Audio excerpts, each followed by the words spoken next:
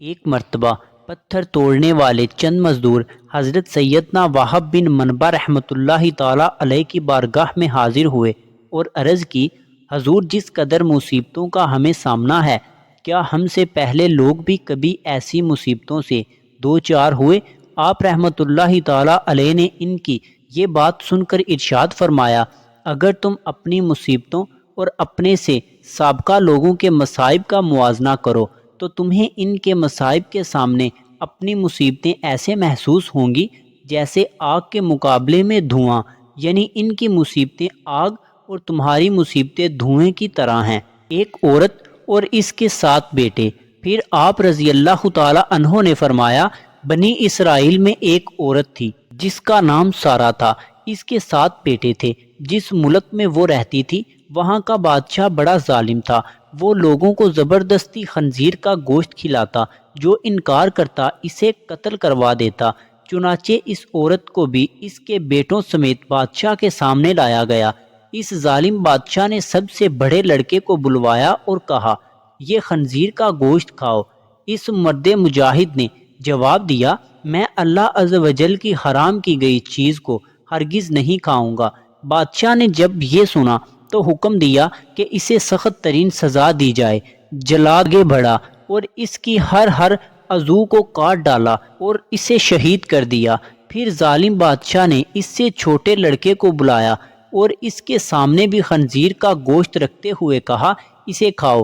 اس نے بھی جرأت ایمانی کا مظاہرہ کرتے ہوئے جواب دیا، میں اللہ عز و جل کی حرام کی گئی اشیاء کبھی بھی نہیں کھاؤں گا۔ یہ سن کر ظالم بادشاہ آگ بگولا ہو گیا اور اس نے حکم دیا کہ ایک تانبے کی دیگ میں تیل ڈال کر اسے آگ پر رکھ دو۔ چنانچہ ایسا ہی کیا گیا۔ جب تیل خوب گرم ہو گیا تو اس نوجوان مجاہد کو تیل میں ڈال دیا گیا۔ اس طرح اس نے بھی جام شہادت نوش کر لیا۔ پھر بادشاہ نے اس سے چھوٹے کو بلایا اور کہا، یہ گوشت کھاؤ۔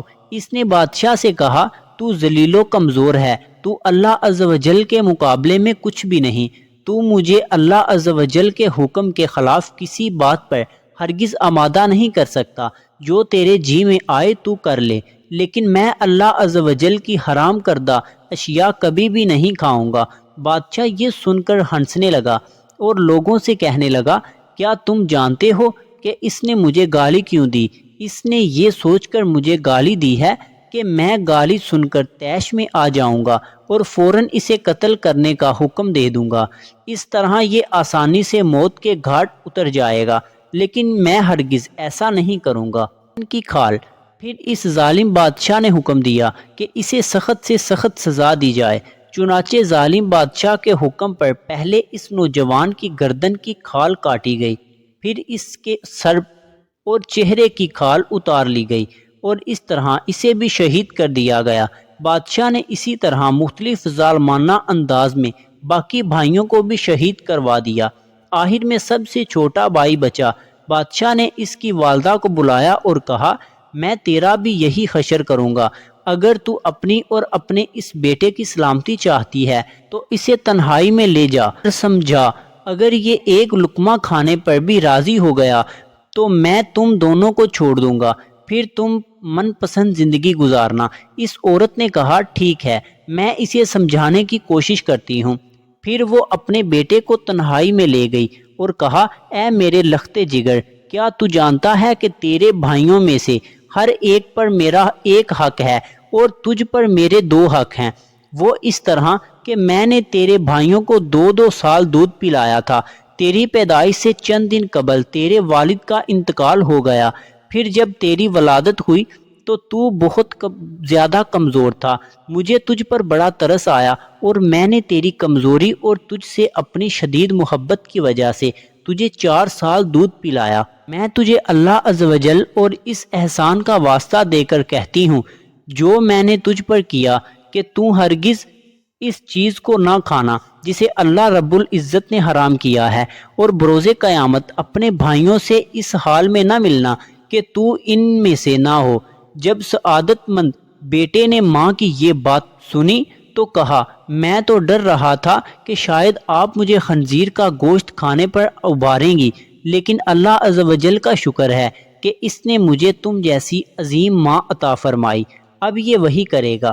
پھر وہ عورت اپنے بیٹے کو لے کر بادشاہ کے پاس آئی اور کہا، یہ لو، اب یہ وہی کرے گا جو میں نے اس سے کہا ہے۔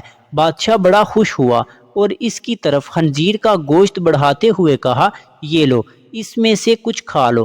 یہ سن کر بہادر نوجوان نے جواب دیا، خدا عز و جل کی قسم، میں ہرگز اس چیز کو نہیں کھاؤں گا جسے اللہ عز و جل نے حرام کیا ہے۔